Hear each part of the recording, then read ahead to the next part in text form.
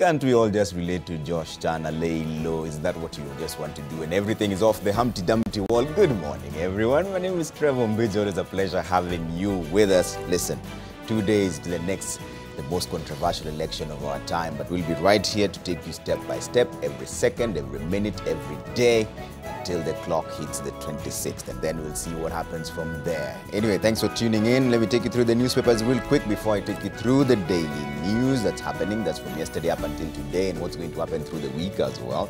First up, Daily Nation. Front page, Pope joins prayers for peace ahead of election. Pontiff urges world Catholics to pray for Kenya as Uhuru leads thousands in seeking divine help at a national ceremony punctuated with calls for tolerance, reconciliation, and patience. A quote from the Pope here: I ask you to unite yourself in prayers for peace in the world. I'm paying close attention to Kenya, which I visited in 2015, and for which I pray that the whole country might be able to face the current difficulties in a climate of constructive dialogue.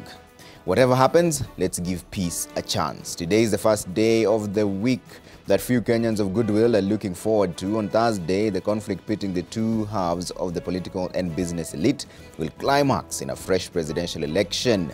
The consequences of this conflict are far from certain.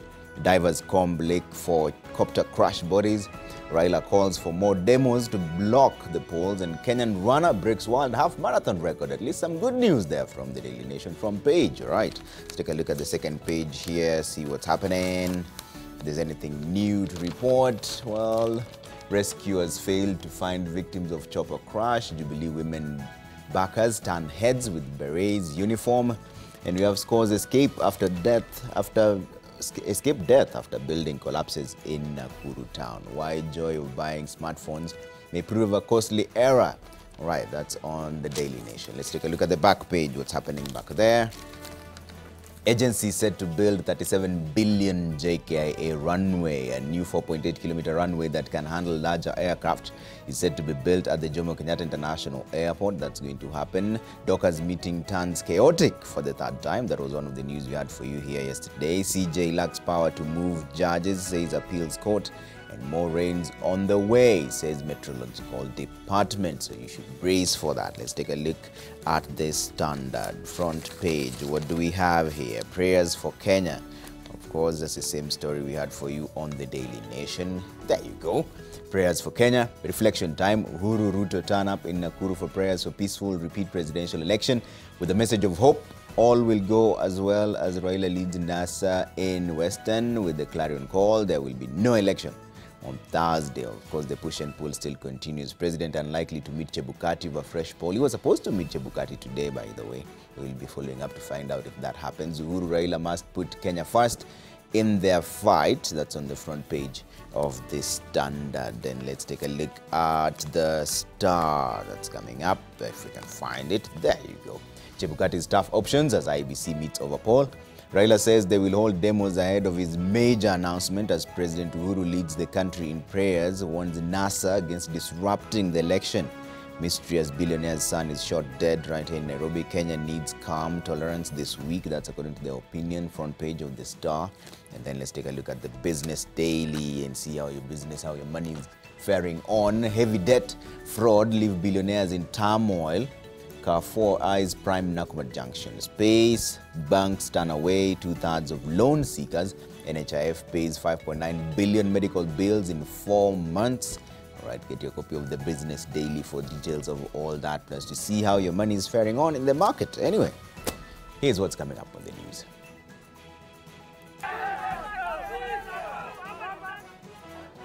Two people shot as rival groups clash in luckysama over alleged oath-taking ceremony.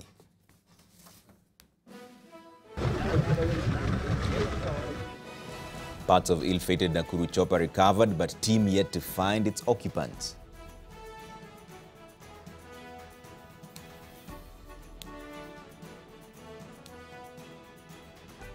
When we know that votes have already been printed by a company called Elams in Nairobi, and already are being distributed, you're being told the ballots arrived from Dubai yesterday. No, the ballots have already been printed. NASA leader Raila Odinga now claims ballot papers were printed in the country.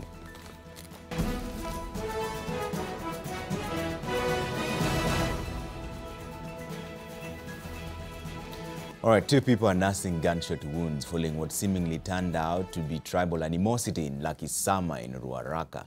The injured are said to have been shot by police officers who rushed to the scene to restore order. Trouble is said to have started when residents confronted a group that was carrying out prayers and eating goat meat in what residents allege was a Mungiki oath initiation ceremony.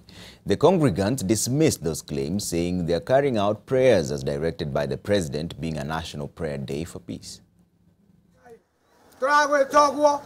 What seemingly looked like a prayer session by these congregants turned out to be the source of a confrontation between this group and the residents of luckysama. This group, comprising young and old men from Githunguri, carried out peace prayers for the country according to the Kikuyu customs. But residents here believe it was an oath-taking ceremony. Rais wetu alisema kila pahali popote nchini tuombe, na sisi tukiwa kema ya Kikuyu tumekuja hapa kwa maombi. Police came in to separate the 2 groups that had already engaged in a confrontation, and in the process 2 residents were shot. I have just taken them to Guru Nanak. I've left them in the hands of the doctors. Yes. The bullet is still stuck in the stomach. The other one, the bullet exited through the rear side. The residents claim the so-called prayers are part of practices associated with the outlawed Mungiki sect. But the elders say that is propaganda because they had a permit from the police to carry out the prayers. They also said they had invited the residents to join them. Kanisa gani? Kitu ya kwanza, no children. The second thing, no women. What kind of a church is that? Then wanabeba mapanga, wanabeba marungu. Then they're saying that is a church. When I called the OCS told me that he gave permission for the meeting. They said that they were coming for their normal prayer meetings. We have never seen any prayer meeting of Mungiki in this part of the world. When we come to pray, there is the procedure of how the Kikuyu pray. That is not for everybody to be told. Those who belong to that line, they know how we pray. So it's not something we can discuss on national TV. We know ourselves, it's our culture. You don't go discussing things about your culture to each and every person. Police are yet to issue an official statement about the incident. Daniel Mule, NTV. And police are on the spot after they allegedly shot dead the son of a tycoon who owns Bob Mill mattresses at their home in Westlands, right here in Nairobi. Witnesses say masked men believed to be police raided the home of the Asian businessman in unclear circumstances and shot his son in the chest before fleeing the scene. Steve Juma visited the scene and has filed this report. At this palatial home, a few meters away from Peponi and General Madenge Road, is where the son of the business mogul Buntu Shah was killed in cold blood by assailants at the comfort of his bedroom. The broken glasses at the scene, an indicator of what transpired here in the wee hours. Friends, relatives and the Asian business community visited the home to condole with the family that is yet to understand the motive of the brutal murder of their kin. At about 3 a.m., witnesses say assailants dressed in police gear stormed the compound in an armored vehicle and 3 other vehicles bearing non-number plates. The assailants are said to have banged the main gate, injuring the guards in the process. It is the noise during the raid that woke up 32-year-old Bontisha, who is said to have peeped through the window only to be shot by one of the officers and was rushed to MP Shah, where he was pronounced dead on arrival. They came in, broke up the squash court. I don't know what was the motive. Went near the main window, started firing from there. Who shot first? Is your kin or your... My brother, my nephew, because he saw people in the compound, he shot first twice in the air to scare the thieves away. But apparently I don't think they were thieves. Banti was at home with his wife, his 6-month-old boy, his mother and grandmother when the raid was staged by heavily armed officers. It is understood that a team from Parkland responded, but they were informed those inside were policemen on a special operation to conduct unspecified search. But when they realized they had shot someone, they all fled. It's a very high-power rifle which was used, And the allegation is that these people were actually in military fatigue, you know, with helmets and so on. So whether they were thugs, whether they were who, but they were properly dressed with military fatigue. And Bwana Matiang'i is saying there's security for us to go and vote. Even 2-3 days before that, we are really scared what is going to happen in another 2-3 days. So this is a very worrisome thing. I think Bwana Camera man, this is something to look like a grenade accessory clip. It seems it was not exploded because the clip is there. This was just found somewhere on the site here. There has been no concrete statement from the police after the Bangle raid. His father died 12 years ago, leaving Banti as the only son and his widow to run the multi-billion mattresses business located on Mombasa Road. Steve Juma, NTV. Well, the debris of the chopper that crashed into Lake Nakuru has been recovered on the shore of the lake. The finding injecting hope into the recovery efforts of retrieving the bodies of the 5 occupants of the ill-fated chopper. Bridget Ngana has been on the ground monitoring search and recovery efforts and files this report. The second day of the search of the helicopter that crashed into the lake and its occupants got underway. By mid-morning, on the northeastern shore of the Lake Nakuru, the recovery team was able to pull out parts of the plane that had washed up to the shore.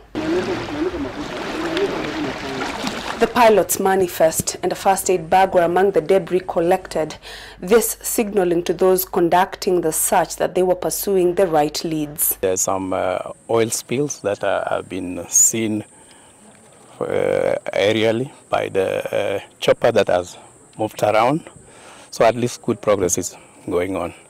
We hope maybe before the end of the day we may find something. If we don't, we'll continue and will not leave the site until we find the bodies and the plane. We also have counseling, trying to support the families that have lost their loved ones in this incident, and we have actually a counseling tent on site and also an information desk just at the gate of this park, just to be able to provide most current information to the next of kin. We also had a chance to speak to some of the relatives of those involved in the crash. Friday nilikuwa nimempigia simu, hakuchukua, halafu lakini jioni alinipigia na tukaongea na yeye. From there, nikapata ripoti ati ameaga. He was very generous. He had so many promises to the family members, and we had great hope in him. But what do we say? God has done his work, and we have no one to blame. We want to send our condolences to the family and the friends, and we are telling them that even in these difficult moments, we are praying and standing with them. The search exercise has been suspended once more and shall resume on Monday morning. The recovery of parts of the chopper that were washed up on the shore of Lake Nakuru early this morning was a sign of encouragement for those conducting the rescue mission and the recovery mission here on the shores of Lake Nakuru. Already the Kenya Red Cross says they've been able to speak to 30 people who are related to the 5 that were in the chopper when it crashed. Bridget Ngana, NTV, Nakuru County. Well, 2 people are currently receiving treatment at the Nakuru Level 5 hospital after they were rescued from a collapsed building in Nakuru's Central Business District. The 4-story building collapsed in the evening while workers were busy evacuating the goods stored up in the building. A county enforcement officer told NTV that the building had already begun showing cracks and signs of caving in at the beginning of the week. It had been condemned. The building owner had been prosecuted but was out on bond for converting a residential building into a warehouse without the proper enforcement. Rescue teams arrived at the scene in good time and evacuated those near the building. Nakuru Governor Lee Kinyanjui has since dismissed fears that there are people trapped in the building.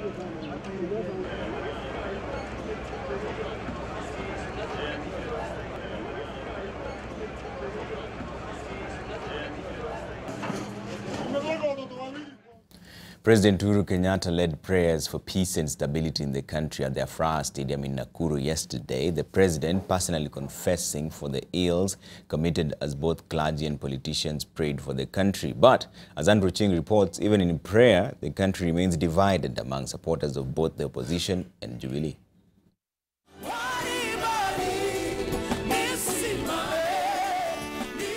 Farah Stadium was filled with residents of Nakuru County who had heeded the president's call to prayers. The country remains sharply divided among political and tribal lines, with supporters of Jubilee and Uhuru Kenyatta keen to have elections on Thursday and elect their leader, while opposition supporters insisting that there will be no election, at least in their strongholds, their candidate having withdrawn. Descend in this worship today. And even though most of the prayers were led by the clergy, the president himself prayed. Twakuomba siku ya leo. Kwanza tukinyenyekea mbele yako na tukikuomba msamaha kwa maovu ambaye tumeweza kuyatenda. He says all Kenyans who have wronged one another should confess and live in peace with each other. Hakuna mmoja wetu aweza kusema hana makosa. Hakuna mmoja wetu ambaye anaweza kusema hajatenda au kunena jambo ambalo limeudhi mwenzake au limesababisha kitendo fulani mbaya kufanyika. It's a humble prayer to God to spare our country and to take Kenya to a new level of progress and growth and stability. A Kenya that no one will be left behind. Before we are politicians, we are first the children of God, and we are all under one God. And by the way, it is true that tumepitia yote kwa Kenya, tumeenda mpaka Supreme Court, lakini leo we are before the Supreme God who is in heaven. Mwenyezi Mungu afanye wale ambao wanataka nchi yetu iharibike, Mwenyezi Mungu usiwapatie nafasi. And with the fresh presidential election scheduled for Thursday, the leaders prayed for order and stability, especially during this week. Naheshimu haki ya wale ambao hawatapiga kura. Ni haki yao. Ile tu ya muhimu, wale watapiga kura na wale ambao hawatapiga kura. Mkumbuke ya kwamba siku ya tarehe 26 ikiisha, jirani wako ataendelea kuwa jirani yako, kama alipiga kura, kama hakupiga kura. With plenty of Jubilee leaders present, however, the event was sometimes taken over by political undertones, with the leaders swaying their hopes and prayers to their preferred candidate. Tarehe 26 yule ambaye hataki kwenda kwa uchaguzi akae nyumbani, lakini wasituzuie kwa uchaguzi. Sisi tuko tayari kupiga kura kwa rais wetu Uhuru Muigai Kenyatta. Tumekubaliana wote, tumewasamehe watu wa NASA. Sisi ni watu ambao wanaamini Yesu Kristo. Sisi sio watu ya tiara na tibi. Tumesikia maneno ambayo hatukujua mbeleni. Mimi nilikuwa nafikiria tiara ni maziwa lala, lakini nikaanza kusikia ni maneno mengine. The president thanked God for the peace and development the country has seen so far, and says Kenyans should not be swayed by politicians to cause chaos and division. We pray, Lord, that you will see us through the 26th of October, as you have seen us through many, many, many other difficulties in the past. And that after the 26th, that Kenya and her democracy shall emerge stronger, more vibrant. Even with the prayers, the country remains divided along political and tribal lines, with some, especially those who are here, praying for peaceful elections the 26th of October, and others saying they will not participate in the elections if at all they are held. Andrew Ochieng, NTV. At the same time, Alliance for Real Change ARC presidential candidate Mohamed Abdubadida has dismissed the National Prayer Day as hypocritical, saying what Kenya needs now is reconciliation and the return of the stolen property by the leaders involved. Dida has called upon Kenyans to vote for him on the 26th of October, saying he's the only one who can rescue the country from the current situation, claiming that both NASA presidential candidate Raila Odinga and President Uhuru Kenyatta have failed Kenyans. Somebody says, today is the prayer day. Mwalimu, can you come? It is the prayer day. I see that as a blasphemy. Before you ask God, before you pray, first meet the conditions. There is a criteria. Whole government, everybody is complaining. You are stealing. You are stealing. Oh my God. If you have taken land, bring back the land. If you have taken money, bring back the money. If you have taken anything that belongs to me, bring it back. And then when it is between you and God, you have to stop the nonsense that you are doing. When you remember it, you have to regret. And you have to promise God that you will never do it. When you are done with the conditions of repentance, is when you can comfortably ask God. Kama ningewambia tusikize watu ya dini, hata the clergy na mosque maimam wote wamekuwa brokers. They are brokers, power brokers atawa. Wanasema tu Mungu, but there is nothing there. Atawa, hata anti-corruption ingepelekwa mamisikiti na makanisa. Anti-corruption. Pesa hii wanachukua wanapeleka wapi? It cannot work like that. Well, NASA leader Raila Odinga now claims the real ballot papers to be used in the October 26th repeat elections were printed in the country, and the display of those flown to the country from Dubai was only but a decoy. Raila, who withdrew from the repeated elections citing a pre-rigged system, says the vote on October 26th would only be a charade. The NASA outfit took their campaigns against the presidential elections to one of their strongholds, Kiminini, to drum up support for their calls for reforms at the electoral body.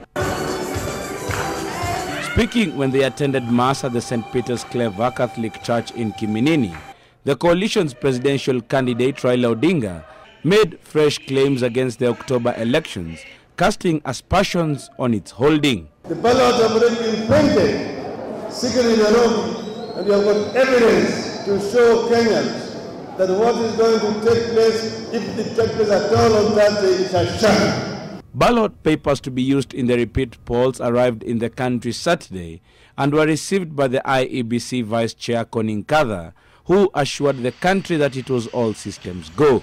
When we visited Mr. Chebukati in his office, Mr. Mudavadi last week, this week, and we told him, do you know that Mr. Jirongo's name is also on the ballot? He said, no, his name is not there. When we told him, but one of your commissioners, Mr. Gulie, has said his name is in the ballot. Then Mr. Chebukati actually showed us real ignorance. He said he was not aware. If the chairman is not aware of whose name is on the ballot, then who knows? Together with the principals, the trio went round the region preaching the no participation in elections message to hundreds of their supporters. This as they also sought a fresh exercise geared towards a fresh nomination of presidential candidates. They claim some of the changes at the Electoral Commission being done now, including the taking leave by CEO Ezra Chiloba, are rather too cosmetic. Sasa tunaambiwa ati Chiloba ametoka. Ati ameenda kwa likizo. Anatoka tayari ameshafanya kazi yake yote. Amewacha watu yake tu. Anajifanya tatizo yeye amejiondoa. Nani mjinga ni nani? Kuna jamaa anayewakilisha Kenya kule New York, anaitwa Kamau Macharia. Amekaa huko sasa miaka 8. Nimeelezwa na marafiki zangu kutoka New York kwamba ameandikia Secretary General barua kumwambia afute agombe kazi. Na Wakenya tunasema Kamau riswa. Sisi tunashangaa ni kwa nini wale wanasimamia hata huyu Kaparo anazungumzia mambo kama hayo. Kama yule anasimamia security katika Kenya anaweza sema yeye ni gangster, basi sisi tunashangaa uchaguzi gani utafanyika tarehe 26. Jumanne, Tuesday, Kenya mzima maandamano. Kennedy Mureithi, NTV. And there were chaos during the annual Dock Workers Union conference in Mombasa when some officials attempted to stop the Secretary General, Simon Sang, from addressing the members. Trouble started when Vice Chairperson Gunda Kaneno stormed the dais to stop Sang from reading his speech due to lack of quorum. His efforts were however thwarted when a contingent of security officers pounced on him. But some members still engaged in a fist fight and shouted at each other. Police later surrounded the embattled Secretary General to enable him read his speech and prevent him from facing the wrath of members allied to Kaneno. Security was heightened with more than 15 armed police officers presiding over the heated meeting, which delayed for more than 2 hours due to the fracas. In his speech, however, Sang reached out to 3 suspended officials.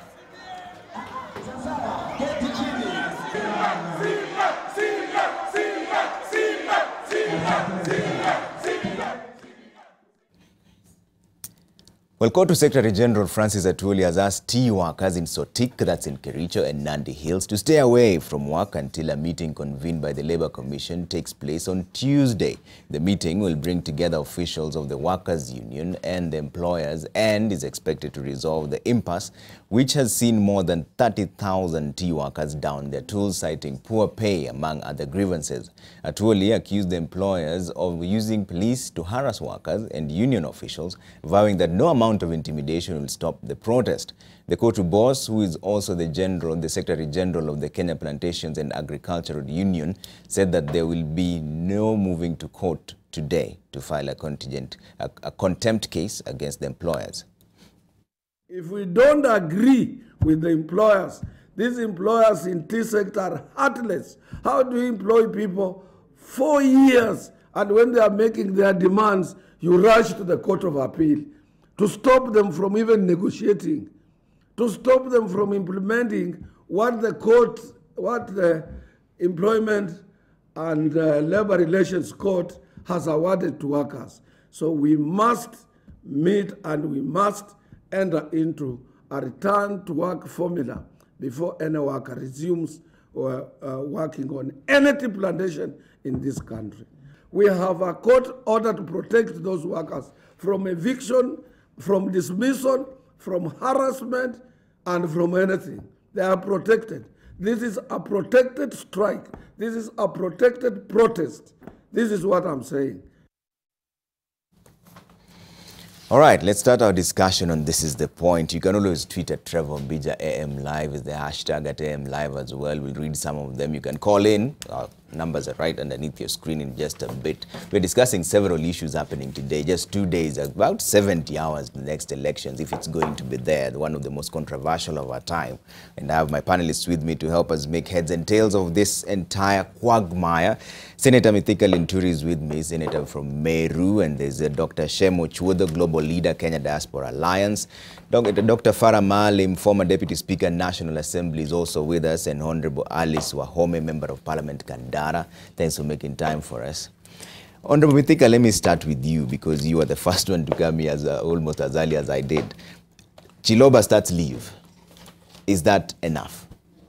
NASA had been calling for the ejection of Chiloba. Now he's gone on leave 3 weeks. Thank you, Trevor. And I think what we need to explore is the circumstances under which Chiloba takes leave. Because to me, depending on his contractual agreement with the IMBC, there is no worker in this country that is not entitled to take leave when is required by his contract. So remember that, and this is why I differ with most of the NASA people, that IMBC being an independent body, which is not supposed to take instruction from anybody, and if all these people really respect the rule of law and the institutions that have been created by this constitution, then some things must be let out to be decided by those institutions. Taking leave is an administrative issue, and nobody should care whether one has taken leave or not, because anybody else within that IMBC can be able to do or to, yeah, exactly to do what Chiloba was doing. And if we were to insist that Chiloba must leave, and this is what I want to be hand, there is no way that we allow politicians to run institutions. There is something we call fair and administrative actions, which is a constitutional requirement and by virtue or by dint of Article 47 of the Constitution. We cannot allow institutions to be run by politicians from outside. So if there are issues or somebody is not happy by or assumes elections will not be free and fair because Chiloba is seated in office, then he shouldn't be happy that Chiloba has taken leave and his presence will not really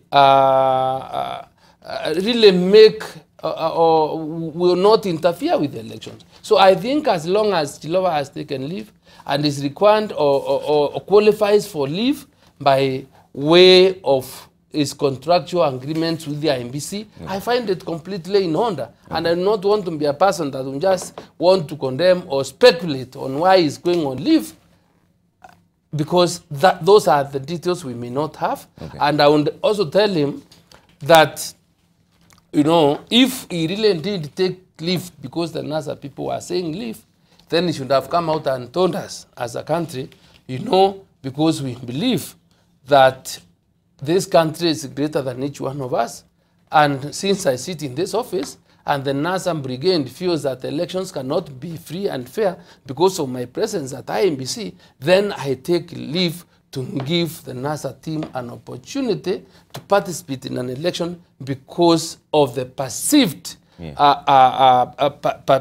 perceived non-independence or alignment to a particular side. That he really should have told us if that is the reason why he has taken leave. All right, Dr. Shem, the argument from the NASA side is that he's already left mechanisms in place so that even if he's taking leave right now, it's too little too late. But the question also is the timing. What do you read into the timing of this leave?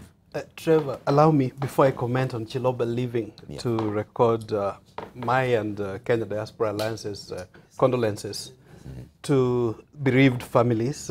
We know from when we were here last week, there are people who were killed by the police during the demonstrations. There has been the unfortunate chopper incidents in Nakuru. And yesterday there was a Kenyan businessman that was murdered in Westlands, and so on. The list goes on and on. I want to record my condolences. It's not right to take another's life. The Bible, I would want to believe the Quran as well, makes that very clear, that thou shalt not kill in circumstances. I mean, nobody has a right over another's life. And I think this is a point that Kenyan security forces need to pay more attention to. I think we should, it's incumbent upon government. The first duty of any government is to ensure security of the people and their properties. Having recorded condolences, in the case of Chiloba leaving office, allow me to give him credit for one thing, that he's not rattling. I have issues with Dr. Kombe. She has decided to go away. Yeah, please stay calm. She is as much part of the problem, having been a commissioner at IBC, like any other at IBC. So she doesn't make matters any better when she keeps fanning the issues. I'm not saying that Chiloba is right to have left. He is equally, having been CEO, was as much part of the issues as it is with every other commissioner. He's only going on leave, though, just senior for 3 staff. Weeks. Yeah, we are told he's going for 3-week leave, which would be normal. My position has been all along that the Supreme Court did not particularly finger anyone within the IBC. And neither has the DPP or the CID. None has come out to say, we do know that there were irregularities and there were illegalities. That's not in dispute. But what we have not done, and I think with good measure, that who is it, who X, Y, Z, who are responsible. So I think there have been talks of people saying X, Y, Z, but it's more kind of based on, it's prejudice, I would call it so. If it's Jubilee side, they would probably be quick to point fingers at the real person, the chair. Maybe because he doesn't sing too much their tune. If it's NASA, naturally they would pick on Chiloba, and that's what they have done. They've not wasted any time to do that. But I think for me, all these are prejudices which have not been anchored in evidence proven. So Chiloba taking leave, whether it's normal or not, I think it's good he has done it. But of course, trust my friends always to find another reason. Even when Chiloba goes on leave, they say that's not enough. Even if he had to resign, they would say, oh, he has already created problems. Even if there were no such problems, they would find something else. And they are entitled to that. But really, I think what we are facing goes beyond Chiloba, goes beyond IBC. We are a nation state. There are, for me, it's constitutional. Constitutionalism. We have a constitution which we need to respect. And so IBC is simply a creation of the constitution. Okay. Honorable Farah, why wouldn't NASA just accept? And I know you're not speaking on their behalf, but they wanted Chiloba out. Now he's out for 3 weeks. Why is that still a problem? They wanted him to leave earlier, but now we can't reverse the wheel of time and make him leave earlier. He's going on leave now for 3 weeks. You know, when you talk to a tree, you will talk and talk and talk until not make any difference. When in Kenya we take positions, to talk to somebody who has a different position from the position taken by a group or a section of the society is as good as talking to a tree. And you know, however much you try to reason out on these things, I mean, the country is so divided and the loyalties are so profound. The ones who are from the Jubilee side are so loyal to the Jubilee side that if Uhuru and Ruto were to come out today and say all of you will go to heaven, they'll even forget, for those who are Christians, it was Jesus, and even those who are Muslims would forget that they have a message which is different from that.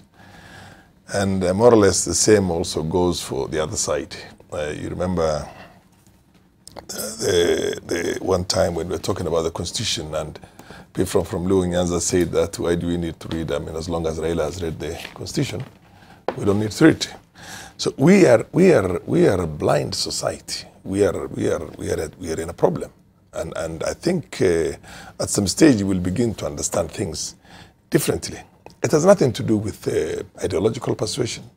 It has nothing to do with class, because the poor would die for their own leader who is a thief, who is grabbing everything, but they're willing to lay their lives for them because of ethnicity, regionalism, and other things. I just want to say something about this thing, you know, which any logical mind, common sense will tell you. Supreme Court nullified the election. They said there were systemic and systematic flaws. There were illegalities and there were irregularities. Essentially, what they did, they condemned the body in its entirety. They did not want to pick up anybody from here. And they wanted to, they said, look, this system is so rotten that you have to really do something radical to get it right. But it was not there. The petition, the jurisdiction of the Supreme Court does not include indicting individuals and, you know, behaving like they can do investigatory work and find out where those systematic and systemic flaws were and how all these irregularities happened. They saw the irregularities, they nullified the elections, and they said hold the elections again after 60 days.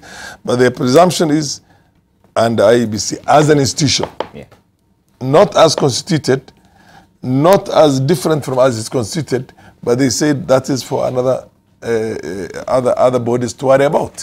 We're not going to worry about how that is going to be handled. But then the problem is systemic and systematic. Now, to say that you will go ahead and still, without correcting that system, you go then again for an election in a similar manner, I think is not a right thing for any political entity. Okay. But the reality of the matter, I'll tell you. The reality of the matter is we will learn some of these things the hard way. You get my point? We will learn the hard way. We will learn the hard way because any country that has gone through situations similar to ours, the country is put in peril and in risk by the leaders. But the moment you go over the first 4 weeks or 5 weeks of conflict, when you have divided a country along ethnic lines, along regional lines, along religious lines, the people who begin becoming victims are the same people who have lit the fire in the first place. So the political class is now laughing and happy because they think they're doing well. They have amassed all the money they wanted. They want power. This side wants serious power. This other side wants serious power. Nobody's able to accommodate the other for the national interest. But I can assure you one thing. We saw these things unfolding in neighboring countries. Yeah. It will unfold in here too. Nobody is worrying about Kenya today. Everybody is only caring about himself and herself. Okay. So it's my contention that you will remember what I'm saying today. Because I can assure you, they will be sooner than later. We will go the way all other countries before us have gone. We have had a powerful honeymoon for almost 60 years, without seriously the leadership of the country thinking in terms of a nation, thinking in terms of patriotism, nationalism, and all those things. People just being selfish, corruption at its highest, ethnicity at its highest, divides and political class scheming through that, and enjoying the whole thing. And the thing is going to be just like the other one. You know, we came out of 2008, 2007, and then you say, it happened before. These people would only do these things and do these things, and then, you see what I mean? When it comes, Aidid was killed by his own nephew. I don't know if you know Aidid. General Aidid, who took on Ziad Barre, was killed by his own nephew. You get my point? And everybody who was part of that process that brought Somalia to where it is 27 years later, and they're unable to put the jinx back in the bottle.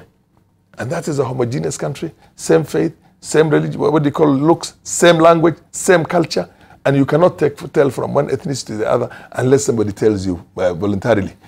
Okay. And still it has gone the way it has gone. Now think of a country like ours, where you can tell a Luo from a Somali, from a Meru, by even looking at their features, and the moment he talks in English or another language, you can tell the difference. So we are playing with fire, and I think there's need for this country and the people of this country, particularly the leadership, to come from that brinkmanship, stop that grandstanding. Let's come and talk as a country. Okay, let me bring in Honorable Wahome on this, and we'll talk about the legality versus the legitimacy of the elections that's coming up on the 26th of October. But for now, Chiloba is taking leave. Before we take a short break here, Chiloba is taking leave. What do you read into it? Is it enough? Should the NASA people be happy? What is your analysis?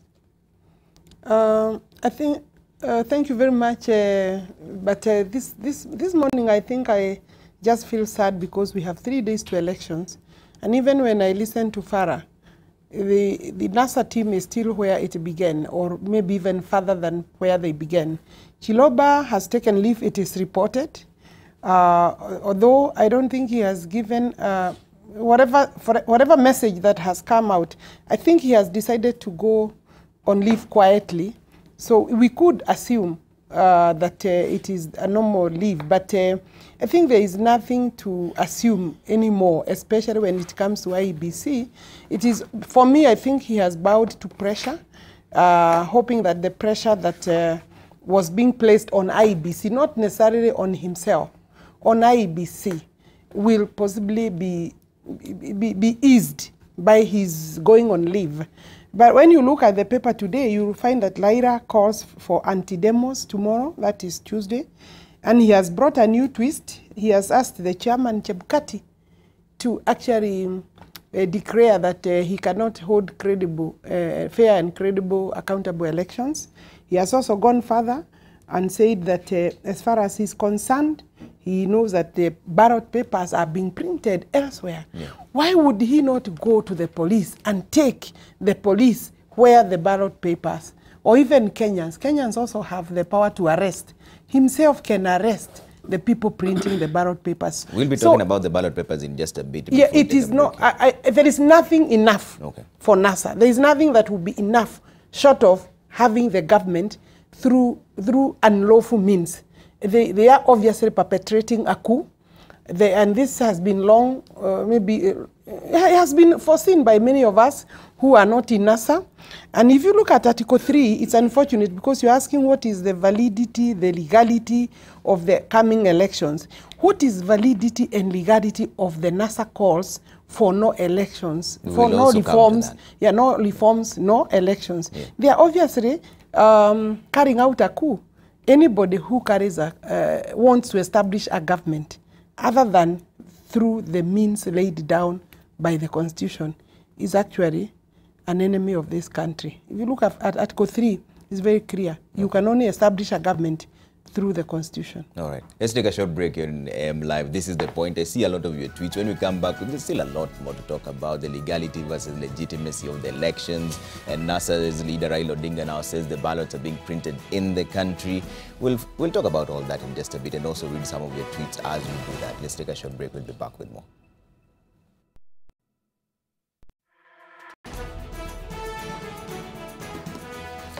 Thanks for staying with us. My guests are still with me. Honorable Alice Wahome, Member of Parliament Kandara, Dr. Farah Maalim, former Deputy Speaker of the National Assembly, Dr. Shem Ochuodho, Global Leader, Kenya Diaspora Alliance, and Honorable Mithika Linturi, Senator for the great people of Meru. Honorable Wahome, you had alluded to this already. If it happened, then many Kenyans are asking this. If these elections happen, will it be legal and will it be legitimate? If, say, half the country or even more don't vote, what happens, legally speaking, from a legal perspective? You see, let's start from where we started so that we are now going back to elections. And there was a date for election that was August, 8th of August. After that, the NASA leader was dissatisfied, and he used lawful means to go to court and was granted orders. The consequential orders were that you must go back for elections within 60 days.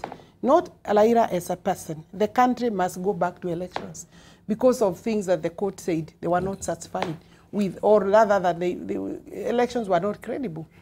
Obviously, the Kenyan people have had His Excellency Uhuru Kenyatta, who is the Jubilee candidate, saying he will agree to go back to elections because the court ordered him to do so.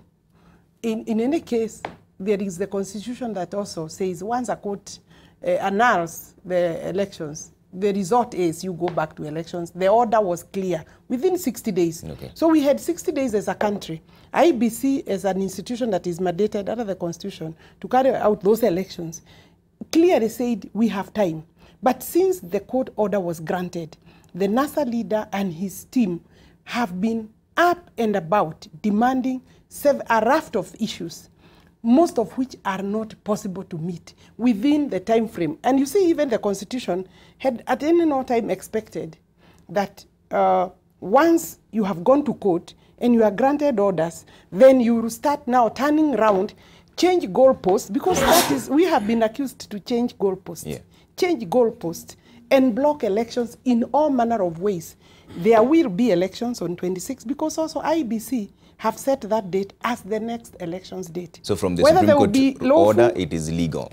From that, from the perspective of the Constitution, Article 140, sub-Article 3, you have to carry out elections. In fact, the court was basically lifted the article and followed the Constitution. Once that happens, then how would you then doubt? How would anybody doubt that the next election will be legal? Yes, so, of course, they will be valid. Okay, so what if certain people don't vote? It is legal from the Supreme Court ruling, like you said, but what if others don't vote? Will it be legitimate? Yes. You see, who has the authority to say that elections will not be legal because they are not voting? You see, also voting is a choice. Yeah. You may choose to go and vote because we haven't legal. I mean, it is not mandatory that you must vote.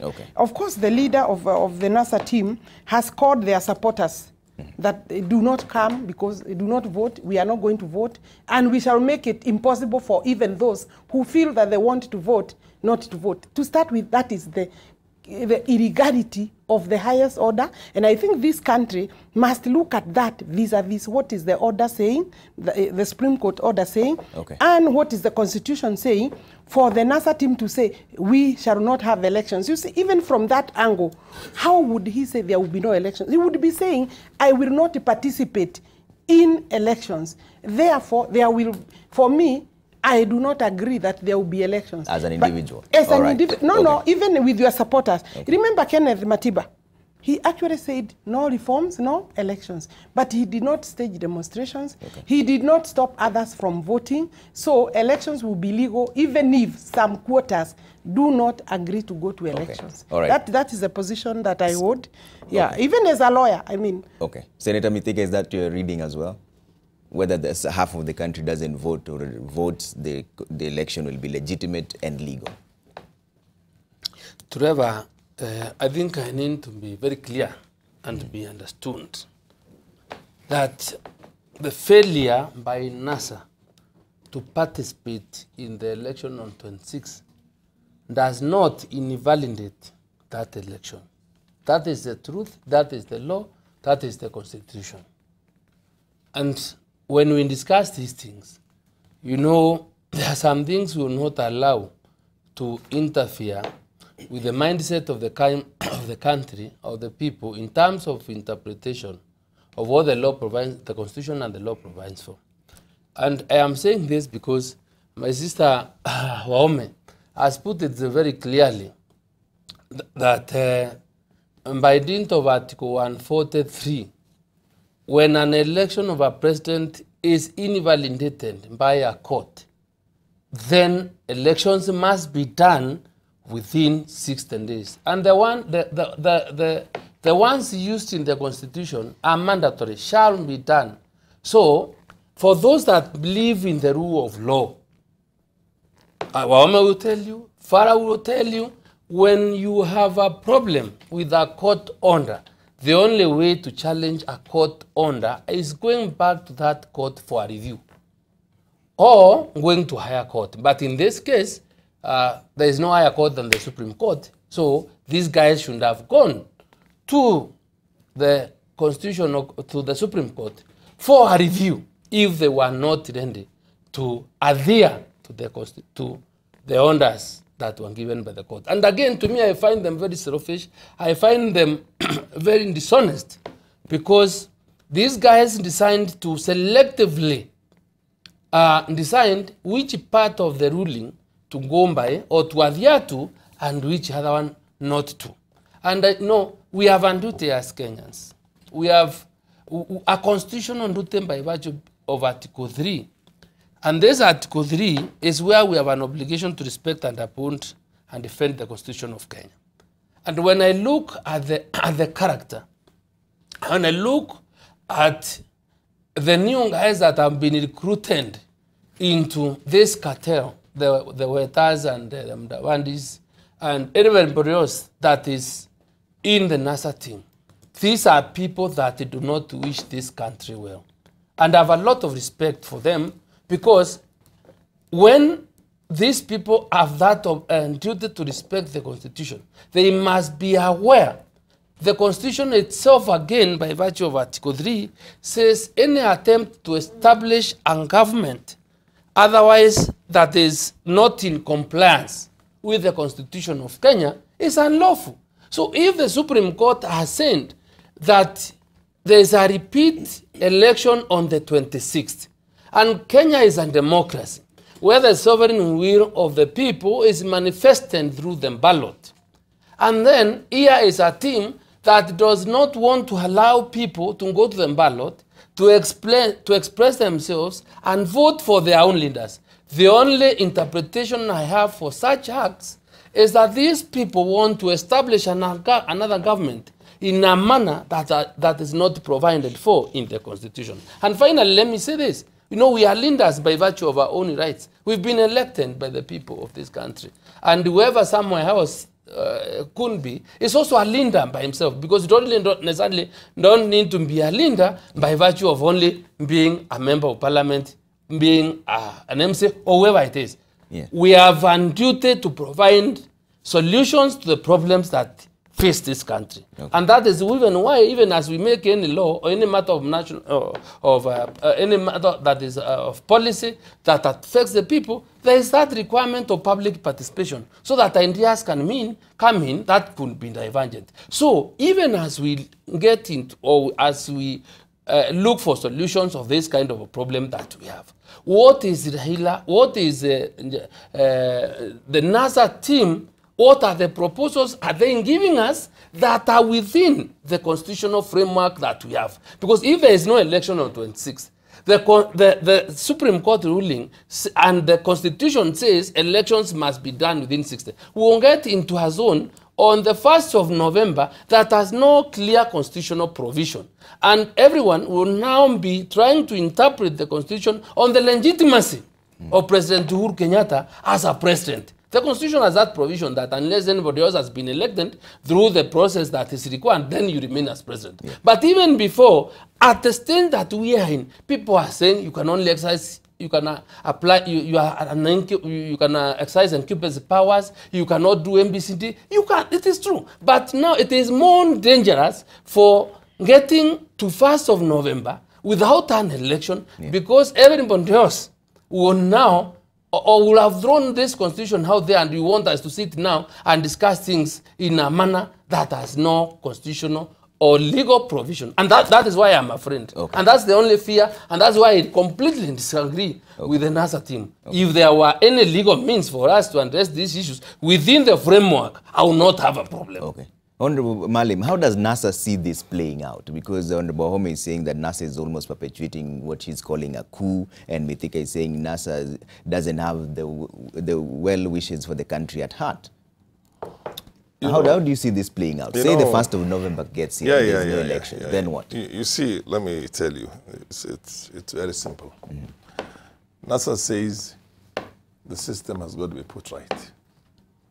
All the people who are responsible for that flawed election, that were engaged in illegalities and irregularities, must be removed from the IEBC. And once they're removed, there has to be some transparency, adequate, open, outright, credible transparency in the manner that thing is going to be handled. That transparency from the word go was the will to accept that transparency was not there, because even the server, NASA was denied access to a server, you remember? Okay. Including a court order. So they say that dishonesty that got us where it got us there in the first place is still there. So if you go back again to the same election process, it will just again it will be perpetuated. We cannot go back to court again. You know, you don't allow something to subject yourself to give legitimacy to a system that is rotten, and then you end up with the same results. And then you go to court, end up with the same results, and go to court. They say, this is a joke. Why don't we correct that system? Now, correcting the system itself, I think we had ample time in the first place. Very, very first early days. If that understanding was there, people go together. We would have done this together. Okay, now we are here, 70 hours. Yeah, I'm talking about, we would have been within the 60 days, yes, what they call bracket. Yeah. Now, what happened is that when you have a referee who is refereeing a match between two soccer teams, one is whatever, Arsenal or whatever you want to call it, Gor Mahia and AFC. And one of the sides say, no, this referee actually was proven to have conducted, another independent body said this referee did not conduct this process very well. You see what I mean? Yeah. And that's why we ended up with this thing. So that game is cancelled. Do you still go back and have the same referee again doing it without changing anything in the rules? That's where the problem is. But you'd use the legal means, right? Yeah, that's what I'm coming to. That's what I'm. Okay. I think we more or less close that legal means, because, and then one side of the divide, yeah, the one which was seen as having benefited unduly from this thing, keeps on defending the referee and saying that this match can only be undertaken under that referee. We have to protect those referees. Listen to me carefully. And then, of course, can I just finish, Alice? Yes. Yeah, you defend IEBC. Yes. And IEBC, you're defending IEBC, and IEBC is said to have given you an undue advantage and engaged in illegalities and irregularities for you to be declared, or your candidate to be declared as a president. Personally, to be very honest with you, I don't even see why Jubilee should be so much worried, because if I were Jubilee, I would have accepted all these things, and I would have taken advantage of the incumbency and the fact that they're making inroads left, right, and center, and created a climate which everybody would be happy with, and the resources is there, the incumbency is there, the system is there, and come and win it again. Unless, of course, there is fear that the scale or the quantum of what was rigged, as NASA puts it, was so big that Jubilee does not see a situation in which they're able to... Hold that thought. We have a caller from Mombasa, John, then I'll come back to you. John, good morning. Okay, we lost John. We kept him waiting for too long. I'll bring you in, Mithika. Unless the quantum is so massive... Just make brief points so that we can all get a which I don't believe is the case, by the way. Okay. So what I'm trying to say basically is that very simple. We are in a catch-22. we are in a situation in which the legitimacy can only be achieved if there is an understanding, including the services of an independent arbiter, in which there is an understanding and an agreement. NASA is saying we're not interested in Nusumkate, we're not interested in a coalition government, but we must get this system right. Okay. And the way to get the system right is the law does provide for a caretaker, what do you call, window. Okay. So now that we are not able to do it within the 60 days, let's go for the caretaker window and let's correct the system. Dr. Shem, I'll come to you. Let's get a quick response from Mithika. We can't let Farah escape with this aspect of trying to mislead these Kenyans. Please allow me to give one minute and do a correction. Yes. You know, I have a lot of respect for Farah. But with your respect, Farah is trying to feign ignorance before this, in this show. Yeah. Because he knows very well, Jubilee or anybody else, we really do not have a problem with all the changes that they may be proposing. Okay. The issues here have been the timelines. The timelines, because when the court said 16 days, it has to be within 16 days. Look at the processes by which you can remove IMBC from office. It doesn't take a day. It doesn't take 16 days. So with that handicap itself, it's very difficult to make those changes they are talking about. And in the event, and in any case, even if you have the goodwill, unless you negotiate it, just like we did with the ASAN Commission, because when you talk about bringing up issues in terms of incompetence and compliance with the law, of anything that is gross misconduct, those aspects that constitute grounds for removal from office, substantiating them is not easy. It's through petitions, through parliament and others. So when anybody says that Jubilee is not willing and not ready, to me is being dishonest. We really need to look at the matter in the context in which this can be done. Yeah, I'll give you a chance to correct. What I'm saying, Shem, I'm coming to you just a bit. You're the one who's non-partisan here, so you neutralize the situation. I'm not partisan as well. Linturi. What I had said, and Alice, what I had said is that we had a window of doing that together. But at the very moment that NASA came out and said that let's correct this system, you defended the system.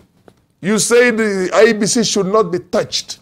You defended Chilomba, you defended everybody. So does that then mean now we I agree with revert you. to the Just a law of moment, the just a jungle? moment, just a moment. How does that give us an advantage? I think it's my opportunity. Okay, now, I haven't finished, please. Finish briefly, so that we have a chance How can we join people who are destroying institutions every day? The Kenyans who are watching us here, I'm not the one who made, we did not make IEBC conduct a flawed, illegal and full of irregularities elections. It's the Supreme Court. That doesn't give NASA the right to destroy the country, because where we are going... Let him finish. You know, she's a lawyer. That's called argumentum ad hominem. You don't go into the facts in issue, but you take something else. When you feel that this particular issue which is being mentioned, you are unable to counter it with a rebut it with a proper law, proper logic, then you run to something else. Briefly, what I'm saying is, let him finish, then I'll give you a chance to counter it. What I'm saying is, at the time when we had a lot of the possibility of doing these things within that time frame, Jubilee completely refused to engage in those discussions and said the same IEBC as constituted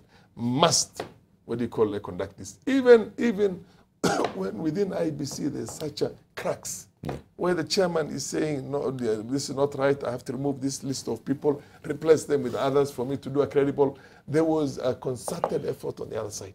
You understand my point, Trevor? So because of that window, we lost that opportunity. But you see, the law is not a cul-de-sac. The law gives you another opportunity again. Now that we have missed the 60 days, can we go look at the law and see what else we can do? So you're looking at the 90 days shift. Okay, Dr. Shem, what do you make of this? The bar. Sorry. It's all right. I know you're used to him. Trevor, I think would be cheating ourselves if we claimed we are not staring at a crisis on the face. We certainly are facing a problem, but it's a problem of our own making. It's not a problem that was made by the Constitution. I do know that the Constitution has got some gaps, but that's not it all. My concern is when our parties, particularly NASA and Jubilee, make selective interpretation of the law. They choose to see the side that suits them. As a matter of, for instance, when NASA says that the Supreme Court did say that there were illegalities and there were problems, and therefore these problems were caused by IEBC. Yeah. But they ignore the fact that the same Supreme Court said IEBC is to conduct this same election. They didn't say it's somebody else. Yes. So, and within, if you can protect let me, him finish. and within a certain time. And it's the 60 days, actually, it's not even the Supreme Court that pronounced it. Even if they didn't pronounce it, it's clear in the law. Yeah. The Constitution says this had got to be done within 60 days. But of course, the two sides will interpret the law in a manner that suits them. Having said that, and recognizing that, yes, it's true we have a problem that we are facing, staring at on the face. Yeah. The two sides are quick to talk of free, fair, credible elections.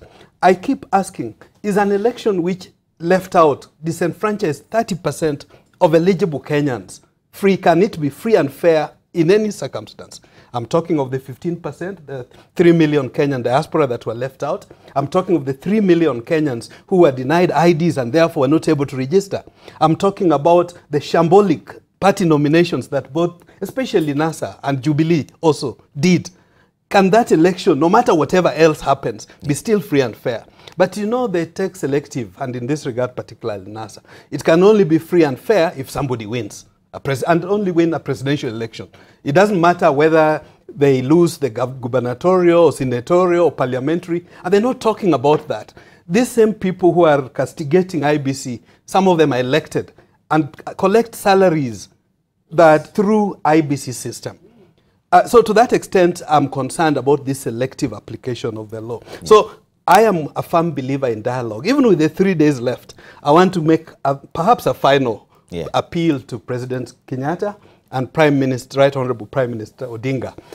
Talk, but the talking must be within the confines of the law. They keep saying they're not interested. Because they're talking to them is a Musumkati arrangement. And when I'm talking, I think, and I'm glad that both parties, at least NASA has said, they're not interested in talking about Musumkati. And I'm not saying they talk about Musumkati. For me, they should talk about how do we keep this country together and move over through this election within the 3 days that's left. And having said that, Trevor, when we talk of the issue of legitimacy, we must also not forget where we are coming from. I was an opposition parliamentarian when KANU was ruling with less than 30% of the vote. President Moi has been ruling. You remember the opposition used to get more than 70% of the votes, but it was split. Even if it was 65 or whatever, Moi was a minority president, but he was still leading. We enhanced that in the Constitution and said that anybody who is going to lead this country must have 50+1%. Yeah. What seems to be emerging to me is that that's not good enough. If I were Jubilee, I would say, in as much as I have a majority, have 50+1, but we need to look beyond. Kenya will remain a sleeping giant as long as we're just thinking of half of the country. As long as I have 50%+1, I am okay. And this is where I blame Jubilee. Jubilee had an opportunity, and we're now talking about one Kenya.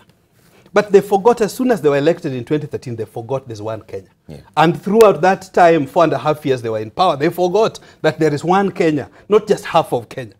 So this is a problem we need to address. And for me, my appeal is post-26. Yeah. Because for me, I don't see any other route to go beyond 26 with the elections. Okay. Unless, of course, the Supreme Court gives a different advisory opinion, which actually is what, in my view, Chebukati and his team should have done. They should have less than 70 hours, can they do that now? It probably could still be done. The Supreme Court can sit overnight. So Chebukati could still go to court today and say, what options do I have in this circumstance? Yeah. And I know they've given the excuse through a Kombe. Dr. Kombe was saying that, look, he wanted to do that, but the other commissioners wouldn't agree.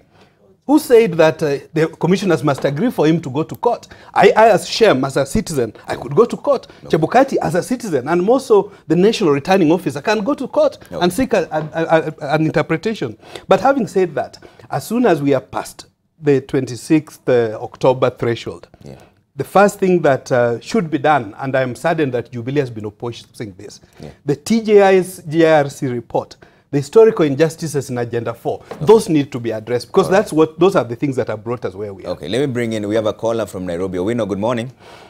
Yes, good morning to you. Yes, go ahead, your comment or question, Owino. Yeah, Yes, I'm calling from Roysambu area. Yes. Yeah, actually, I really want to contribute to the current talking. Yes. Yes, my view is if Chebukati himself had declared to the public yes, that the current status at IBC cannot guarantee free and fair elections. Yes. So in this case, on my own opinion, I don't think constitution or no constitution should lead us to take our country to the dogs, because we had passed through this problem in the past. Okay. So the current IEBC situation, if it is anything to go by, then we have to relook at ourselves as a country. Okay. Where are we heading to? Because the common man like me need a prosperous Kenya. And Okay. if they are talking about one Kenya, I don't think that one Kenya exists today. Okay. We are two in one. And to bring up, to remove this division, we need to focus on ourselves on the uniting factors, Okay. not the cracking factors.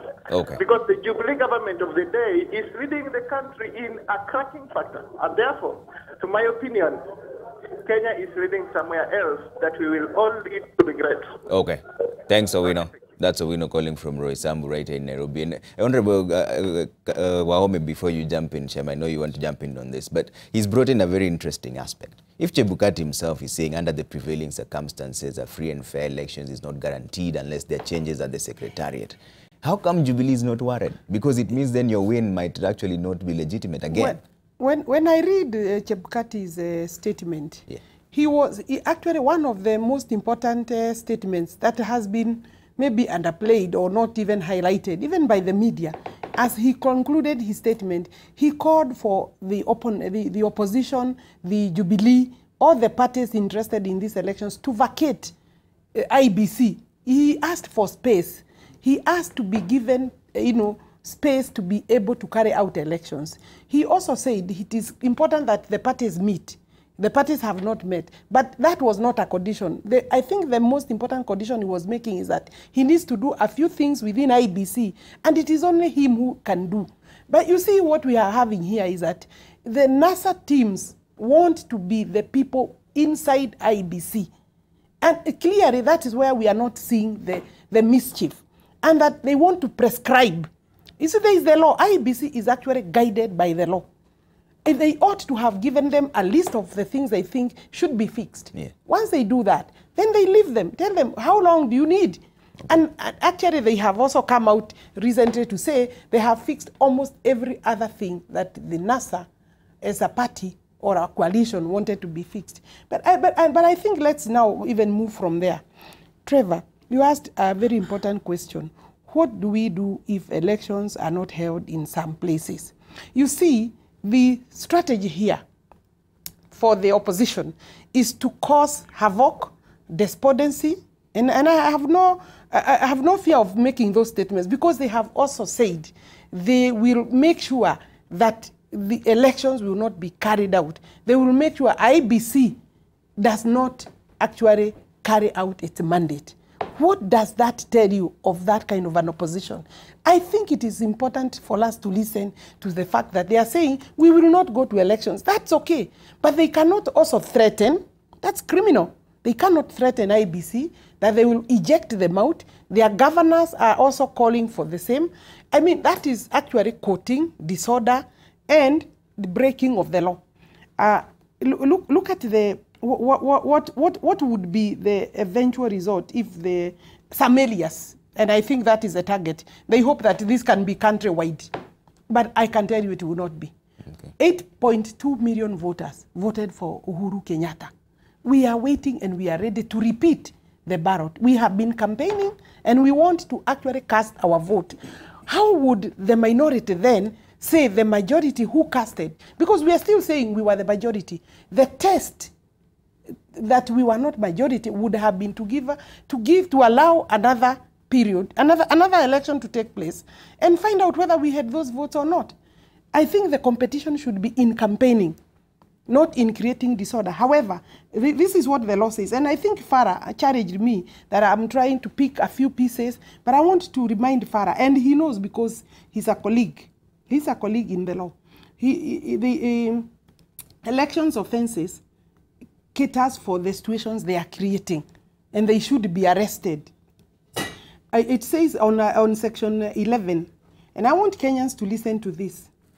A person who directly or indirectly, in person or by any other person on his behalf, inflicts or threatens to inflict injury, damage, harm, or loss on or lose on against a person in order, threaten another person in order to induce or compel that person to vote in a particular way or to refrain from voting. NASA is calling people to refrain from voting. If they were to speak to them and convince them, maybe that would be okay. But when they say, we will ensure there is no elections, when they say they will rape, some people have even said women will be raped. And this has not been denied. Independently verify that. So this has not been denied. You see, even verification, one of the ways to verify is if you are the person accused, you come out and say, no, we didn't say that, or we are not encouraging that. Okay, that is one. That is Section 11 of Elections Act. Let me move quickly. And that person will have committed an offense and is liable to a conviction or to a fine not exceeding 2 million shillings or imprisonment for a term not exceeding 6 years or both. Okay. Consequently, while a Kenyan is entitled to boycott the elections and even peacefully demonstrate, then they cannot stop other Kenyans who want to vote. Let's go further. There is another one which is very important.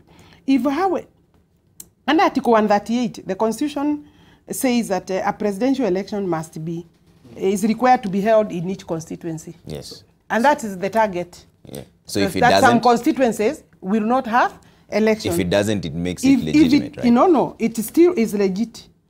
Section 55B of Elections Act provides this, Section 55B. And Farah should take this home. The commission may, where a date has been appointed for holding an election, postpone the election in a constituency or a county or a ward for such a period as it may consider necessary, where there is a reason to believe that a serious breach of the peace, like they are doing, is likely to occur if the election is not held on that date. So they can appoint another date for election. But it follows thereafter that there has been an occurrence of an electoral malpractice. But finally, most critical is, notwithstanding the provisions above, now postponing the elections, the commission may, if it is satisfied that the result of the elections will not be affected by voting in the area in respect of which substituted dates have been appointed, direct that a return of the election be made. Okay. What am I saying? Or what are those provisions saying? Very briefly. You have stopped elections. Yeah. You are the beneficiary. You are the person who wants to benefit from violence in this particular case. But nevertheless, they have changed the date to another date, but they will still tarry and see what results have been returned. And if those particular areas do not affect the final results, they will call for the return. Okay. Meaning they will declare results. Okay. Dr. Shem, you wanted to jump into this before I bring in Mithika. What Mr. Wino was raising. Yeah. Because I think he was raising an important issue where he says, but the chairperson of IBC has been saying there are problems and they cannot have credible elections. Yeah. And I didn't just hear this from Mr. Wino. I've had NASA lawyers, eminent ones, talk about it. Not just of Chebukati saying, but also Dr. Kombe saying. But I ask myself, the law is very clear. It doesn't talk of the chair of the commission. That's not the referee.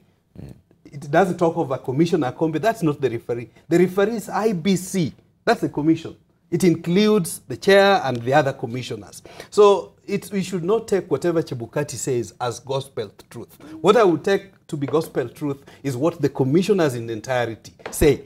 And we are alive that the commissioners themselves are split. And yet we know they're divided, the problem here, but of course they go with majority in that regard. The way it is, that's what our constitution says, and that's what democracy says. Yeah. I would have been very happy if there was harmony within the commission, but I'm also alive, I'm also being realistic. Yeah. But my major problem as a consequence of that is these people who misadvise the two principals, the president and the former prime minister.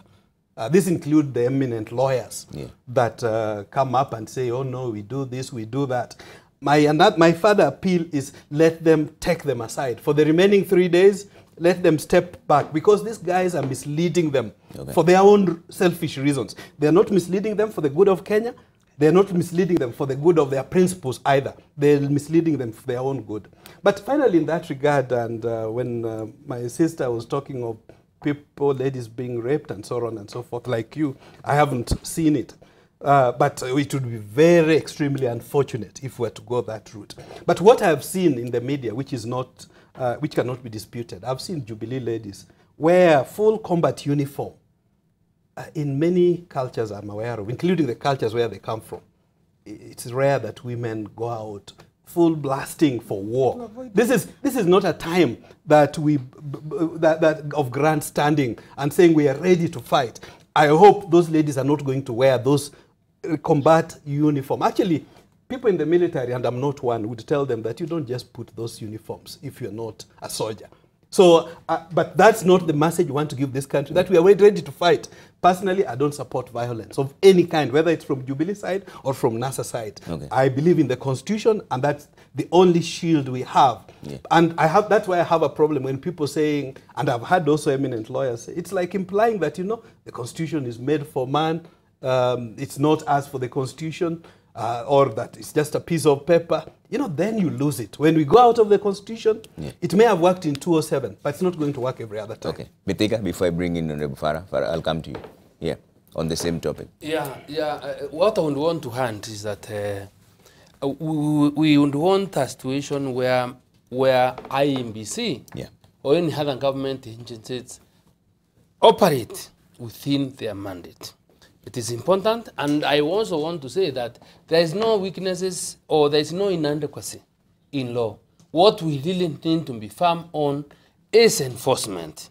Because as Wahome has clearly put it, the law is so clear in terms of what should be done for those, to those people that commit certain election offenses. Because what NASA is trying to do, to me, those are election offenses. So we need to be talking to Jabkati or anybody else to find where somebody has threatened to commit these offenses, then is dealt with according to the law, including, because the Political Parties Act and the Elections Act can have sanctions to individuals, to political parties, and everybody. Because my view is that the peace of this country, right? We cannot negotiate about the peace of this country. It should be clear to everyone that the interest of 40 and above million Kenyans is paramount. And I want to close that statement by saying this. Even as we argue, or call people Raila standard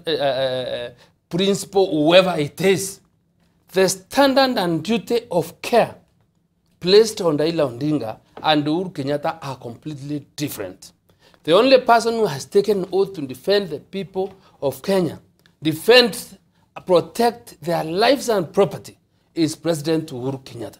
And this time round, we all need to pray and ask God to give him Solomonic wisdom to deal with the situation as it is today. Because the other side, we have Adak, who does not believe in constitutionalism, who does not care. And personally, I feel, when you look at his conduct and character, you know he's somebody who has a revolutionary mind. Somebody who, at his advanced age, has nothing to care about now further. And this is the position. At 72 years, look at what we want to bequeath the country. Those our children who are below 5 years on those that are being born today. And tell me how I would sit as a parent today and see somebody destroy Kenya.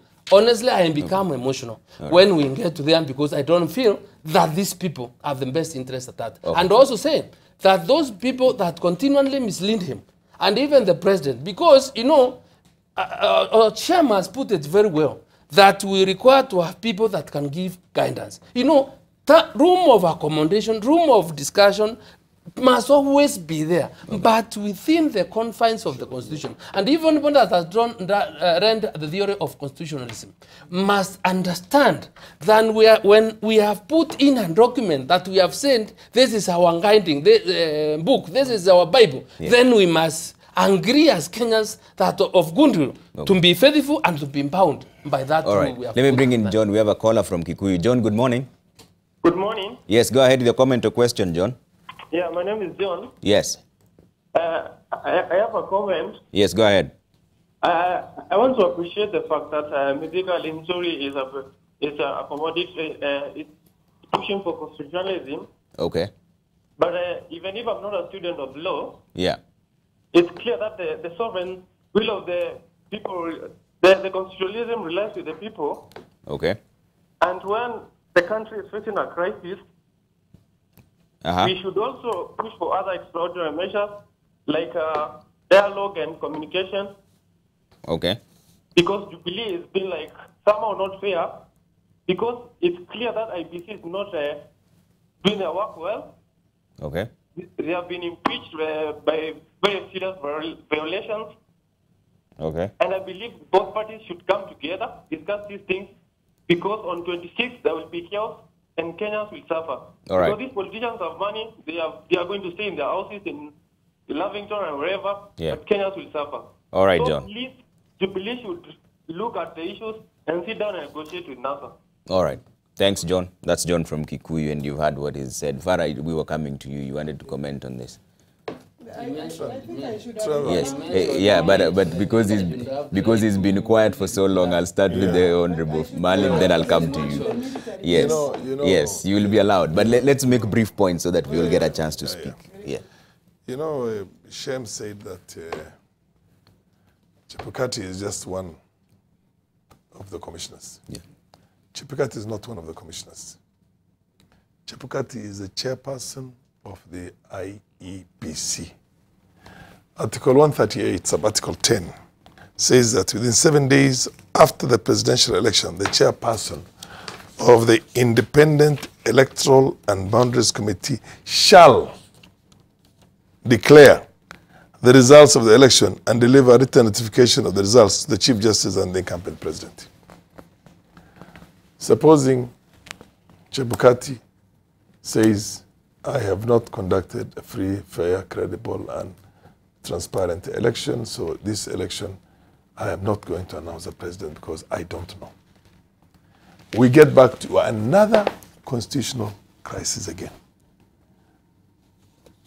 With the numbers that Jubilee has in Parliament, they went to the Parliament the other day and changed certain things in the electoral laws. This is a constitutional provision, and they do not have that absolute constitutional majority. It has not been changed. The man is already saying, I cannot guarantee a credible election. 2 days before the elections. And he says, I had said this, I was not given an opportunity, this election has not been credible. Are we not going to be in another constitutional crisis? Okay. I can answer why you cannot guarantee. Yes. No, are we not, supposing he says, are we not going to be in a fresh constitutional crisis? Okay. Let's me why you don't make it very brief like that. So Mithika, then you. Yes, sure. Yeah. First, Mithika. Yes, first, let me answer Farah. Yeah. Or Chebukati is right to say that I cannot guarantee a free and fair election. You know why? Until the election is done, that is when you do an audit of the processes and find out whether the election was free and fair. And because even on the voting day, an election can be disrupted. People can be prevented from voting through intimidation, through threats. The election will not be free and fair if that has happened. So he is right, because until that has taken place and an audit is done, then the circumstances, some are futuristic, he may not be able to foresee. Then he's right. Two, my friend Owino spoke, John from Kikuyu. Spoke about sovereignty, and I think in respect to Article 1, I would tell him in the literal meaning of sovereignty is the authority of the people to govern themselves. And why we exercise that sovereignty every 5 years in Kenya by electing our leaders is to give our leaders that right to do things on our behalf. Constitutionally, Shem read and saying the requirements for one to be declared president is 50+1. Correct. So this constitution contemplated a situation where Kenya will decide or will be divided at the center. And to break that tie, you only require one person, right, to tilt the balance. That is the situation we are in. That does not mean that if you have 50+1, you lose legitimacy, because democracy is about numbers. And that's why they say, you know, democracy is dictatorship by the majority. And that's why you have their way, and the minority will always have their say. So we are within what is provided for. It's only that we don't want to accept. Very briefly. Right. Yes. Yeah. Trevor, I think the point John is raising has also been raised by NASA lawyers. And again, I really wish the Right Honorable never listened to these advisors. Farah and I have argued on this point on this floor for as long as I can remember, since the Supreme Court pronounced itself. I wish the Right Honorable didn't listen to them. They are referring to Article 1, which says, all sovereign power belongs to the people of Kenya and shall be exercised in accordance with this constitution. They're also referring to Article 1, Sub-Article 2. The people may exercise their sovereign power either directly or through their democratically elected representatives. But some of them also refer to Article 3. Every person has an obligation to respect, uphold, and defend this constitution, or they deliberately forget it. Now, what do this say? When NASA lawyers say the will of the people, it's not the few people or the hundreds or the thousands or tens of or hundreds of thousands who demonstrate on the street. They are not the reflection of the Kenyan people. The Kenyan people are reflected in two ways. One, the people who voted for this constitution in the referendum. That's the will of the Kenyan people. The people who elected our representatives, particularly when we have accepted that the MPs, senators, governors we have were legitimately elected, including the MCCS, that's the will of the people. It's not what a few NASA lawyers or their representatives or advisors or misadvisors do say. So it's important we recognize that point, that when we talk of sovereignty of the people, yes, true, but the constitution is the reflection of the sovereignty and an election. But that notwithstanding, it does not mean that we cannot dialogue. And again, this is why I repeat that as President Uhuru, even though he may have the people on his side, he has got the MPs and the senators on his side, but be magnanimous, because it's the reflection of the Kenyan people, including those who elected him and those who didn't vote for him. That's why we are calling him to go overboard. But that's, protect me from Mheshimiwa Farah. But that's not to say that for now, the law is on the side of Jubilee, the constitution is on the side of Jubilee, but they need to go over and above. But Mheshimiwa Farah raised a point I wanted to come back to. I did not say that all the commissioners are equal. We do know that all animals are equal, but some are more equal than others. Chebukati is not only a commissioner, but he's also a chairman of the commission, and that's not. Let him finish. If I can be protected, that's not in dispute. Actually, the constitution does not say Chebukati will be the national returning officer. It says the chairperson of the commission will be the national returning officer. And that chairperson, we also know the chairperson has a deputy chairperson. In fact, even in the absence of both, the commissioners can elect one among them to be a chairperson. And that person would have the right to be the national returning officer. Now, having said that, and this is where I think Parliament did its solemn duty, came up with an amendment. And the article that Mheshimiwa Farah is talking about is not even in the Constitution. It's in the IBC Act that says the chair of the commission must be a lawyer, somebody who is eligible to be a Supreme Court judge. Now, that's the only problem that of the lawyers, of the commissioners that we have, it's only Chebukati. That's what makes him stick out. But again, to that extent, Parliament changed, amended. Parliament has power to amend the laws. That's not the Constitution. The Constitution, there are protected parts, which even Parliament cannot change, even if there were absolute majority. But this, we are talking about an IBC Act. An act can be changed by Parliament. But of course, the President has not assented to that law. So for now, it's only Chebukati who can announce the winner. But if the President assents to that law, well, I'm hoping that he does so only after dialoguing with the Right Honorable Prime Minister. But for now, we don't have a problem here, and parliamentarians are very much in order. It's very unfortunate that the NASA leaders abrogated their duties to have argued these matters in Parliament so that the changes that were necessary were collectively done. Before we bring in a lot of feedback coming in by Usha, let me bring in Honorable Wahome. You wanted to respond to this very briefly? First and foremost, you know, they keep on citing the sovereignty of the people under Article 1 and Chapter 1, which is quite in order and it's okay. But you see, chapter 1 is followed by the Republic. And then from the Republic is chapter 3 where the citizen comes in. The sovereignty resides and is retained by the people. Then they direct all these other institutions, they delegate to the judiciary, to parliament, to the executive. Their power, or the people's power has to be then exercised through those other organs of government and arms of government.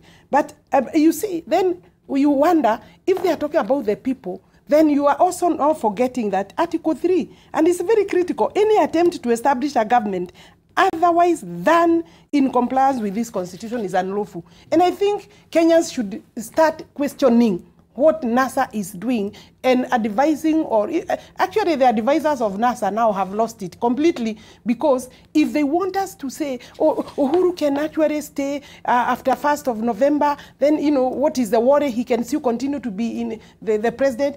That is the beginning of problems and darkness in this country. If right now we have issues, we are not even agreeing when we are within the constitution. What about a situation where we are outside the constitution? But I wanted to comment on the uniform, on the attire, the ladies' attire, the new combat uniform.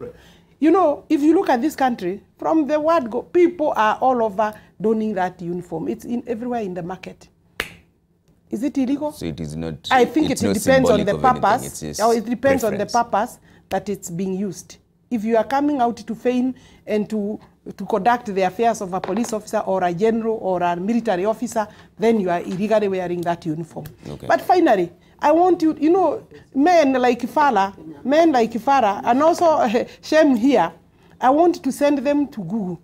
Let them Google every senior politician in this country. Start with the head of state, the president. Go to Raila. How many times they have won regalia, war regalias, you know. They have won traditional weapons, depicting they are going to war, you know, to show power. I mean, as you Google and you'll find. But now when, no.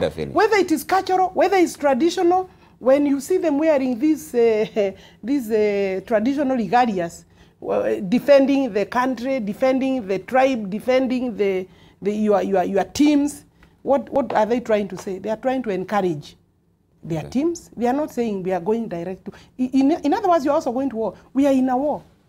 Actually, this country is in a very serious war right now. And the war, some people are destroying the constitution within those parameters of their war. But we are defending the constitution, and Kenyans must stick. Actually, the savior for the country, for the republic, is this constitution. Yes, I'll come to you, but Farah, just briefly, very briefly, because we're running out of time. Trevor, two things. Alice Wahome should know that the president is the commander-in-chief of the Kenyan Armed Forces. He's actually like a five-star general. You know, and that's never practiced anywhere else, because the chief of KDF, just a second, chief of KDF, anybody else putting on uniform is illegal under the Kenya Defense Forces Act. The act itself does not allow anybody else to put on military fatigues or military uniform. If you put on police uniforms right now, or any member of the security forces or security arms of the government, you'll be arrested for that. Number one. Number two, what I was telling, in his zeal, he did not get it. My brother Shem, is that Chebukati is the returning presidential elections returning officer. He is the only one who can announce that. And it's there in the Constitution.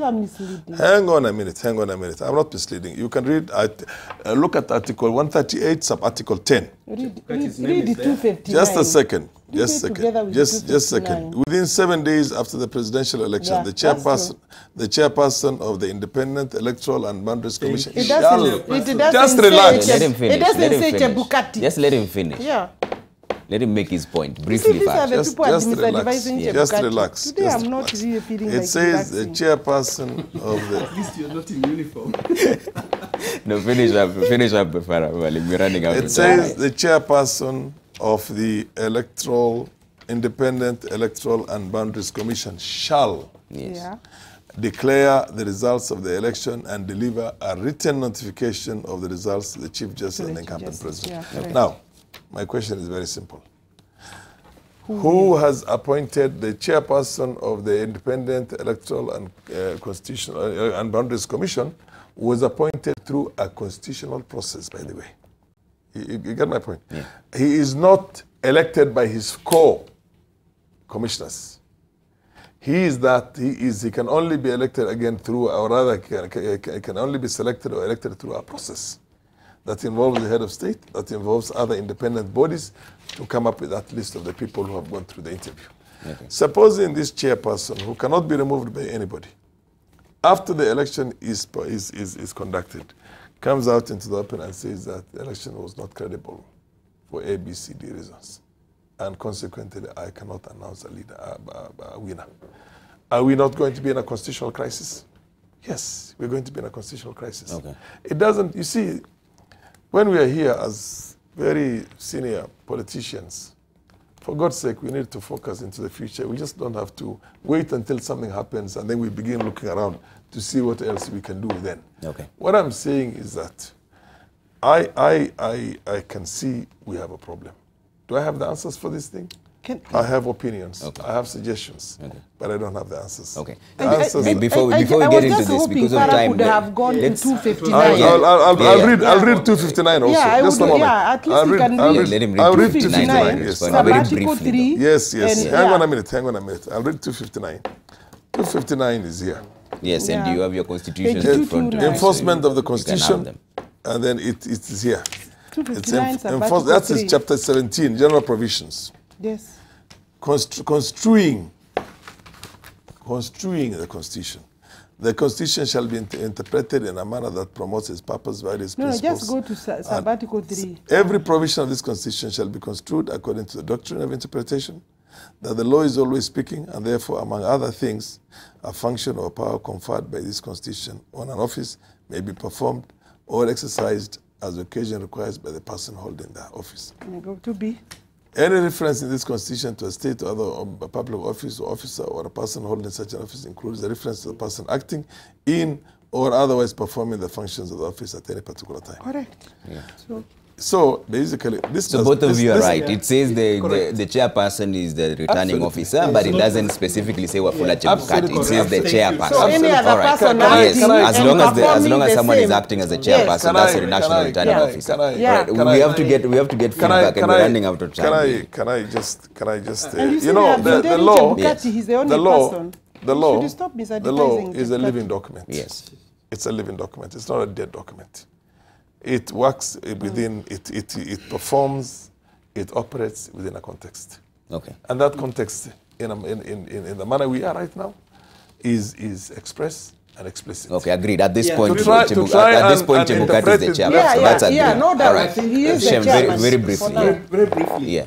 In the aspect of the chair and Chebukati, it's clear the name Chebukati does not appear anywhere in our constitution. Yeah.